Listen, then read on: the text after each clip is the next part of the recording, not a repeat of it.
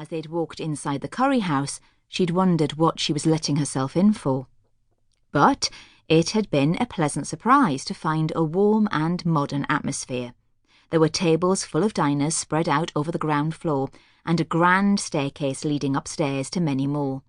The music playing in the background was modern rock, not too intrusive, yet loud enough to be heard over the friendly banter of people out enjoying themselves. This was the first time Grace had met her work colleagues since she'd got her new job as detective sergeant, a promotion from her former role in Salford. Grace had lived there for the past 23 years. She'd joined the police force after leaving university and had worked as a police constable before transferring to major crimes as a detective. She'd been quite settled in that role for several years, but when things took a tumble in her private life, she'd decided that she needed a new goal to aim for. Having taken her detective sergeant's exam last year, when a post had come up in her birthplace of Stoke-on-Trent, she decided to put in for it. She needed a change, somewhere she could start afresh, even though she wasn't quite sure it was a good decision to come back to the town from which she and her mum had fled all those years ago. But circumstances were different now. The man who had caused them so much pain was no longer around. After she'd been offered the job, Grace had got an invite to join the team for a night out before her start date on Monday. There was only one officer who hadn't been able to make it, someone called Alex Challoner, who had a previous engagement he couldn't get out of, although no one had enlightened her as to what it was. Around her, her new colleagues were sharing some in-joke. Then, suddenly, Nick Carter, their DI, stopped laughing and turned to her. "Sorry, we're ignoring you. You say you lived in Stoke when you were younger, Grace?" he asked. All eyes fell on her. "Yes, until I was 12, she replied. Then my parents divorced and I moved to Salford with my mum." "So you don't have many memories?" DC Perry Wright asked. "I have a few," Grace nodded. She could remember far more than she would ever share with them. The nights she'd heard her mum screaming as her father laid into her. The times there was no money for food because he'd spent it all in the pub.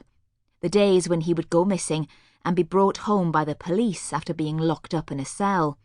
The weeks he spent with other women before fighting his way back into their house again. The double life he led that she knew nothing of until she was old enough to understand. "But I expect so much has changed since then anyway," she added. "Not much to write home about," Sam giggled, "but we still love it. And you'll soon know the place and its people, even the undesirables." Nick raised his glass in the air. "Welcome to the Major Crimes team." Everyone joined Nick in a toast. Only Perry, sitting opposite her, didn't lift his eyes to hers as well. He hadn't joined in the conversation much either, she'd noticed. The door to the restaurant opened, and several men came in at once. From her first-floor position, Grace looked down at the newcomers as their laughter filled the room, booming, loud and boisterous. She counted 4 of them, all casually dressed in shirts and jeans, lean, with biceps and quads looking fit to burst through their clothes. A waiter rushed across to them, and they were quickly seated, despite the busyness of the room. As she turned back to her group, Grace noticed the atmosphere at their table had changed. "Seriously," Perry sighed. "Can't we have one night out without it being a busman's holiday?" "They might not see us up here," Nick said. "What's wrong?" Grace asked, realising she had a bird's-eye view from her seat at the end of the table. Nick had his back to the group. "Meet part of the Steele family and some of their cronies." Sam nodded her head in the direction of the men. "They like to think they're untouchable." "They own Steele's gym in Badley Green," Nick informed her. "It's got a boxing club attached to it as well."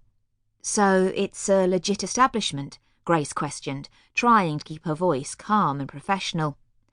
"Let's say it isn't just a place where you can go for a workout," Nick explained. "The Steeles are one of our local crime families. Their father, George, was murdered last year, his killer's still at large." Grace dropped her eyes momentarily, feeling her cheeks burn at the mention of that name, but none of the others seemed to notice.